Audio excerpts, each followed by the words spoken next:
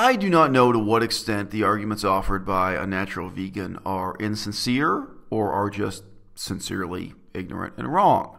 But it seems to me very strange that someone who would argue that vegans, for example, can greatly reduce their impact on the world ecology would suddenly forget that fact when turning to the issue of overpopulation and the presumed significance of overpopulation in third world countries.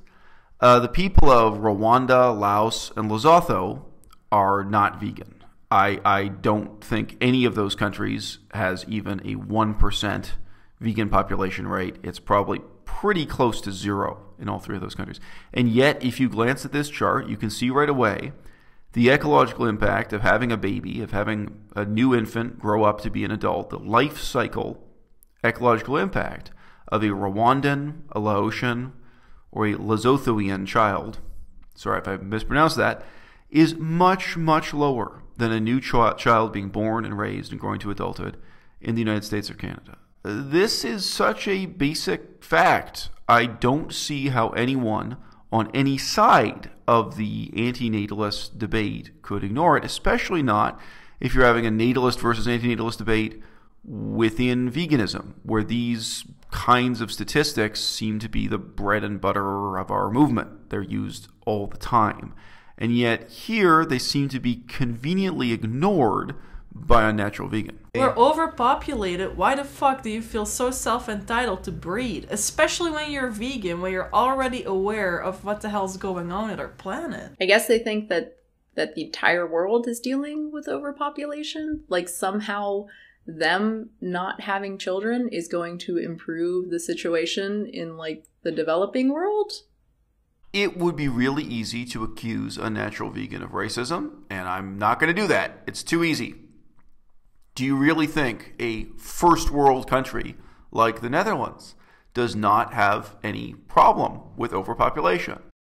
It's very easy in the world as reorganized by Google and Wikipedia, for you to look up right now population density, people per square kilometer. There are also more nuanced measurements you can look at, like the ratio between the number of inhabitants and the amount of food that land can produce. This is a quote from a website that's advocating against overpopulation and really arguing at length that it's a problem in the Netherlands. I don't agree with every sentiment or every claim on this website, but it's one example. And it says, quote, at the moment, the Netherlands has around 16 million inhabitants. It's grown. It's now 17 million since this website was written. Our country can only produce food for around 5 million. We have to ask ourselves, if the countries that are exporting food and raw materials at the moment will still be wanting to do this in 30 or 40 years' time. Look, it's completely asinine for Unnatural Vegan to ask, as if it's a preposterous suggestion, that it is the whole world's problem, that the world is overpopulated. You think it's not the whole world's problem? Do you think that people in the Netherlands only eat food produced in the Netherlands, or only use ecological services, or only produce air pollution that impacts the Netherlands, only produce water pollution that impacts the Netherlands? Above all else, obviously, food production has been globalized to an unbelievable extent. When I was in Cambodia, Cambodian rice farmers were farming rice to be exported to North Africa, and North African people were eating Cambodian rice. I guess they think that the entire world is dealing with overpopulation? Yes. Overpopulation is a worldwide problem, and it links Cambodia to North Africa, and it links the Netherlands to Canada. And these same people, vegans like Unnatural Vegan, will talk about, climate change and air pollution as a global problem with no problem. So why is it she suddenly becomes conveniently scientifically illiterate and pretends this is a problem that only exists in third world countries and that people in first world countries have no connection to when it comes to overpopulation, natalism, and anti-natalism, and what I think is really a spectrum of different views. There isn't a simple dichotomy between anti-natalist and pro-natalist. When you really think about it, almost nobody supports either extreme position on this issue. There are a lot of moderate positions in between. And in fact, if you listen to them, Vegan Gains and his girlfriend are moderates. But look, it's not just about raw overpopulation. It's not just about the fact that a country like the Netherlands has an unbelievably high population density. This is the same chart we had before, but with two more countries added to the list. Here's the Netherlands compared to Bangladesh in terms of their water footprint per capita and their ecological footprint per capita, okay? The Netherlands is overpopulated. Overpopulation is a problem in some first world countries, not others. It's a problem in some third world countries, not others. Laos is underpopulated, Bangladesh is overpopulated, and they're pretty much next door to each other, and it's an open question as to how much Bangladeshi immigration we're going to get. Migrants going from Bangladesh to Laos in the future for exactly that reason.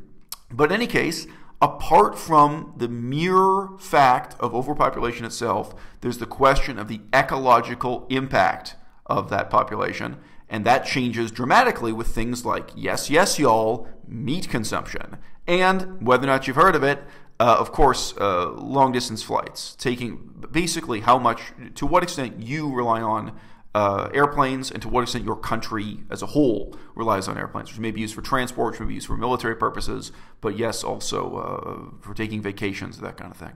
And look at the chart on the right.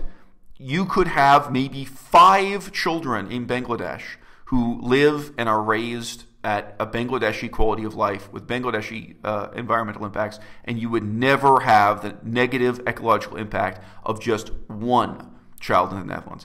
Basically, overpopulation in the developed world is a myth. The problem is in developing countries where there are not enough resources for the number of people. Now, I have not ever lived in Bangladesh. Bangladesh has not been a meaningful part of my life. I used to be a scholar of Buddhism, and I lived in Laos, which you'll also see on this chart. I've got to tell you, a lot of people are happy with the quality of life, level of consumption, and level of negative ecological impact that they have in Laos. I met a lot of Europeans who preferred to live in Laos. I met Europeans who preferred to live in small villages at supposedly third world quality of living in Laos. Laos is not now in extreme poverty. They've emerged from the period of the most extreme poverty they went through. They've emerged from the period where the average lifespan was under 50 years per person, and it's now into a kind of moderate poverty. But whether you're talking about Laos or Cuba or Lesotho, I met and spoke with one guy who'd been to Lesotho. He lived in South Africa, and he told me about what life was like in Lesotho also. There are, this is not the case that we're comparing a life of unlimited luxury indulgence to a life of horrible privation. I can tell you from experience, life in Laos is worth living. A lot of people who, whether for on vacation or do humanitarian work, go to places like Cuba. I knew one guy who did humanitarian work at Cuba for quite some time. Whichever example you want to take, Lesotho or Laos or Cuba, human beings do lead meaningful lives in these places. It is possible to live a life that has a much, I'm not going to say a life in balance with nature. Nobody in Laos is trying to live in balance with nature. Nobody in Bangladesh is trying to live, nobody. And none of these people are vegan. Way less than 1% of people in any one of these countries is vegan. But simply, they're living a life that has a radically lower environmental impact per person. So in terms of both pro-natalist and anti-natalist debates and the moderate positions in between, we need to be mindful. We need to not adopt the pseudo-racist position of Unnatural Vegan, that this is a problem that somehow is created in third world countries that people in first world countries don't need to deal with. Whenever we're talking about ecological services, water pollution, air pollution, of course there's a global dimension of the problem. Of course there is. Shame on you for pretending there isn't. And then above and beyond that, shame on you for not recognizing or pretending not to know that the real ecological impact, whether you use water footprint, ecological footprint, air pollution measurements, whichever measurement of pollution you want to use, that is exponentially lower for people living in third world conditions, people having and raising a baby, than it is for you in the United States of America. You seem like a good guy. How many children do you have? Roughly 18. By how many mothers? 17. You can see why some people are going to say that's a little bit odd. Well, they'll be okay. They're my kids. I love my kids, and I can care less what anybody think about it. Are you able, and you have every right to have as many children. Right now. Are you able to pay child support? I can't pay no child support right now. They know I can't pay them no child support right now. Why you think I'm out here mentoring and talking to kids and doing all this stuff? It's whatever it is, man. You get what I'm saying? Whatever. Do you think you'll have any more children? I mean, you're a young man. Don't want no more kids. I want to be fixed. I got kids right now that's 15, 16, and 17 years old. They're a mess. Let me ask you this. It's a lot of kids. I don't want to put you on the spot, but can you name them all? Yeah, I can name them all. Give it a shot. Do you really want me to do this? It's up to you. No. Go ahead. Can you name a few of them? You said 17. Hey, look, all my boys' name is Orlando. One of my boys' name is Tyshawn. One of them is Quarlando. Then I got Orlandria, Onisha, Omika. Okay, you get what I'm saying? I can name them. I got Miracle, Tamia, I got Will. I got them everywhere. I got them. Hey, I named them. I named these kids. Me. A Tennessee man holds a county record in Knoxville. Listen to this. He's the father of 30 children, and he's only 33 years old. Desmond Hatchett was back in court this week pleading with the state to help him pay his child support. He's the father of 30 kids with 11 different women, and each of them wants support. The state already takes half his paycheck and divides it up. His oldest child is only 14. His youngest is a toddler. There is nothing the state can do to make him stop having more kids. He has not broken any laws. In case you think this is a bad stereotype about African American men, let me tell you something. My father identified as white, and he was just as bad as any of these guys. My father had 9 kids with a whole bunch of different women, and I do not take a pro-natalist position on any of these issues. I am actually closer to the anti-natalist position. I'm a moderate, but I'm on a different point of the spectrum from Richard and Jasmine here. Richard and Jasmine in their video really just discuss the decision to have children as a personal choice, as something that reflects your values, your economic concerns, yes, but ultimately just how you want to spend your time, how you want to enjoy your life. And I don't see it that way. I actually think there should be upper limits to how many children you have, what the limits are going to be different in different countries, and that ultimately those decisions have to be made and enforced by governments. Now, governments can, of course, discourage high birth rates, or they can set a target birth rate in different ways. In my earlier video, I mentioned that because Laos is actually underpopulated, the government there encourages people to have 4 kids, but 4 kids only, not 5, not 6, not 8, not 12. And, you know, that is itself a significant policy decision with significant ramifications. In China, we used to have a 1-child policy. Now it's been increased to a 2-child policy. But nevertheless, that's a situation where government is imposing a maximum birth rate. And some governments are in the opposite position. In Japan, there's actually worry about the birth rate being too low, the possibility of population collapse and what that'll mean for the country. But let me tell you something. I don't believe my father should have had the legal right to have 9 kids.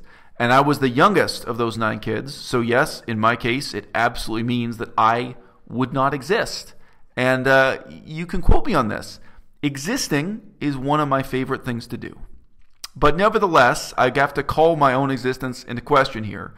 I absolutely think any responsible country should have sat down, the authorities should have sat down with my father at some point, whether it was when he had 4 kids or 5 kids, and said, look, you know, enough is enough.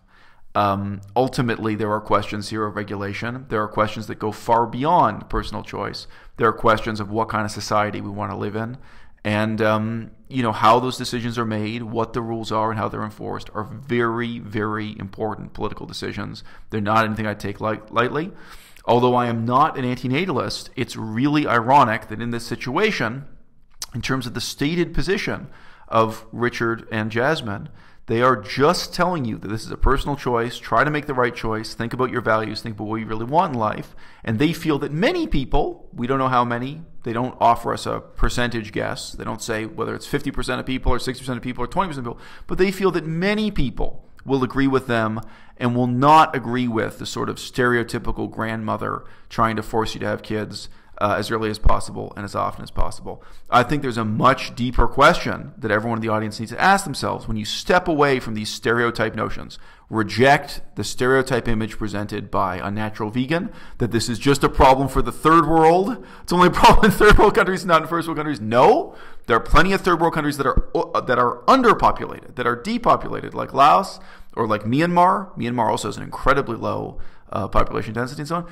And then there are other third world countries right next door to them that are overpopulated. So the difference is not first versus third world. There are first world countries like the Netherlands where overpopulation is a real and rational concern.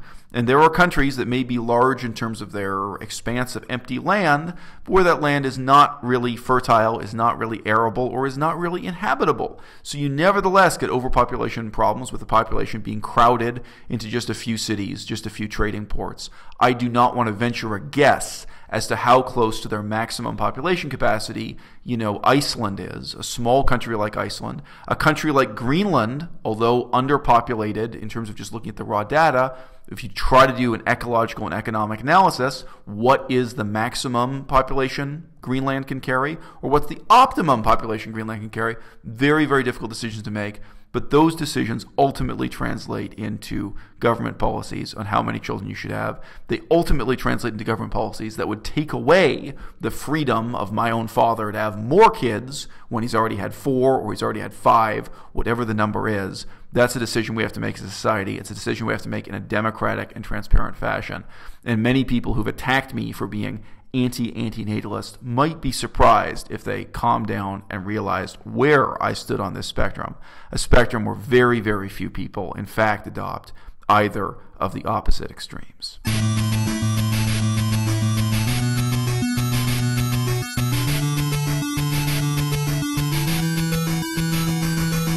À-bas-le-ciel.